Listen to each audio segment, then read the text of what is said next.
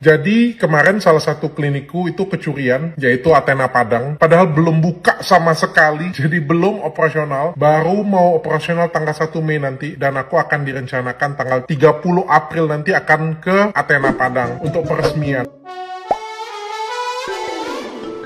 Hola netizen yang tercinta. Kasus pencurian di klinik milik Dr. Richard Lee di Padang, Sumatera Barat dianggap selesai. Dr. Richard menganggap masalah tersebut sudah selesai dengan kekeluargaan. Pihaknya juga membantah hal ini merupakan settingan. Pasalnya, kasus tersebut melibatkan seseorang bernama Candy, karyawan klinik tersebut. Dr. Richard mengaku bahwa sudah ada bukti video perdamaian antara dirinya dengan terduga pelaku. Dirinya menduga pihak-pihak yang menudingnya melakukan rekayasa adalah bagian dari pansos. Sebelumnya, pihak kepolisian bergerak menangkap pria yang terekam CCTV pencurian di klinik Dr. Richard Lee. Polisi menyebut pelaku disuruh oleh seorang dokter bernama Vivi yang juga bekerja dengan Dr. Richard di klinik tersebut. Tidak salah bila akhirnya muncul dugaan bahwa aksi tersebut adalah rekayasa karena berdekatan juga dengan grand opening klinik tersebut. Di sisi lain, John LBF menyentil kasus ini dalam video berikut.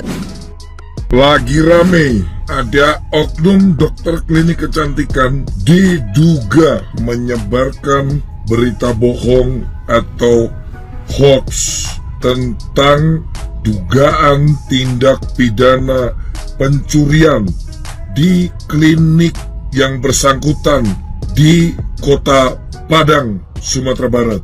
Ini benar-benar sangat disayangkan dan sangat disesalkan. Yang notabene oknum dokter klinik kecantikan ini seorang yang cukup dikenal oleh masyarakat. Harusnya kan bisa mengedukasi yang benar, bukan malah menyebarkan berita bohong. Kenapa sih mau nyari pansos, mau nyari viral? Diduga oknum dokter ini nih lagi buka klinik di Padang. Salah satu strategi yang diduga digunakan oleh oknum dokter ini, dia membangun narasi atau memberitakan berita bahwa kliniknya itu mengalami pencurian.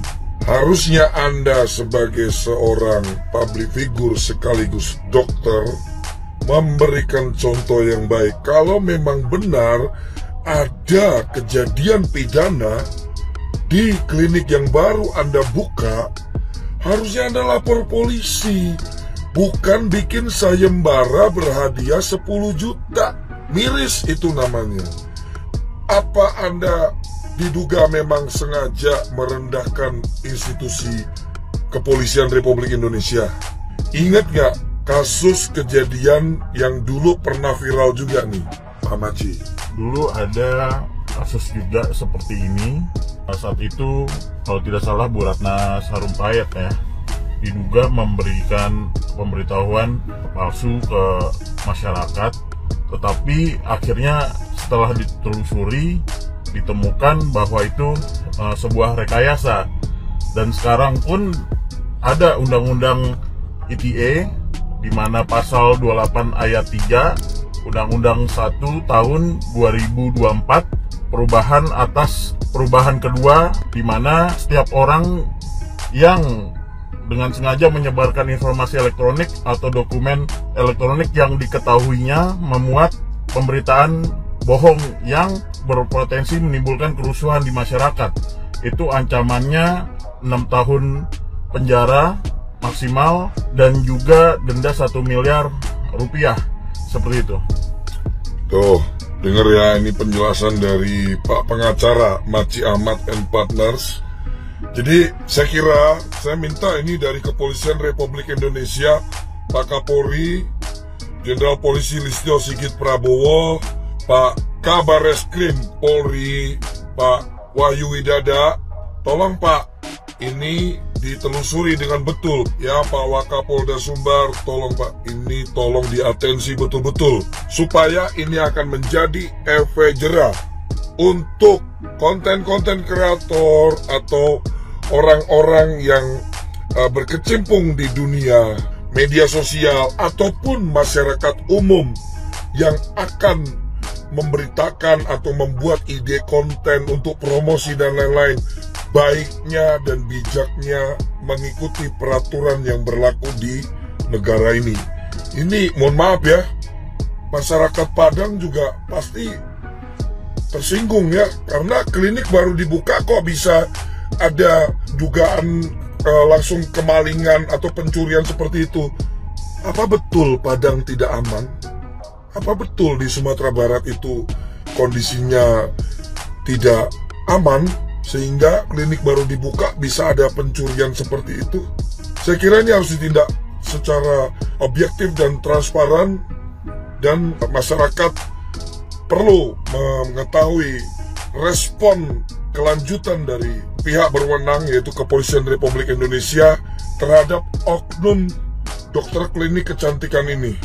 Jangan sampai hukum terlihat tumpul ke atas, tajam ke bawah. Semua orang punya kedudukan yang sama di mata hukum. Bravo Kepolisian Republik Indonesia. Kami masyarakat Indonesia percaya dengan institusi Kepolisian Republik Indonesia bahwa setiap ada kejadian dugaan tindakan pidana harus dilaporkan ke polisi, bukan kita membuat sayembara berhadiah. Memangnya lu lagi bikin giveaway apa bagaimana ya, Nora? Nah, gimana nih menurut netizen yang terhormat? Silahkan berkomentar ya. Aduh, mentang-mentang di Wakanda hobinya jadi maling, jadi sekarang harus bikin berita settingan tentang kemalingan. Ini katanya ada seorang dokter tapi filter, yang katanya di Padang itu buka cabang, itu klinik-kliniknya, ada kemalingan 10 juta. Heboh di-upload. Ya kalau memang kita orang kaya, 10 juta mah kecil, bodo amat. Anggap aja itu uang syong. Itu justru membawa rezeki. Ini malah di-upload. Katanya settingan, katanya ketangkap. Dan ini juga merupakan suatu citra yang tidak baik menurut saya untuk kota Padang. Dikira di Padang isinya maling, itu sangat tidak bagus. Kalau ada brand-brand besar seperti LV, Hermes, Gucci, pasti mereka meskipun mendapatkan musibah, mereka akan tutup rapat karena mereka menjaga brand mereka, merek mereka. Dan ini adalah faktor internal yang tidak butuh diviralkan, sebab bisa mengakibatkan brand mereka itu rusak, tidak profesional, banyak maling, dan siapa tahu juga produknya itu tidak bagus. Produknya maling. Itu, jadi menurut saya jangan kita terlalu cepat mengupload meskipun kita mengalami sesuatu. Ini blunder. Kalau orang-orang cerdas punya brand, dia tidak akan mengatakan sesuatu tentang usahanya. Misal gue buka cabang resto gue di Bali, terus gue kemalingan, ngapain gue upload? Sama aja itu blunder, merusak. Oh mungkin staffnya maling, staffnya nggak profesional, atau mungkin kita sengaja menjelekkan kota di mana kita mau buka cabang itu. Jadi mari kita bijak ya, dan jangan cari popularitas, mau pansos. Sekarang mentang-mentang udah nggak ada bahan lagi, maling pun jadi pansos. Apalagi kalau rekayasa, nggak malu. Tapi ya sudahlah, namanya mungkin putus asa juga sih.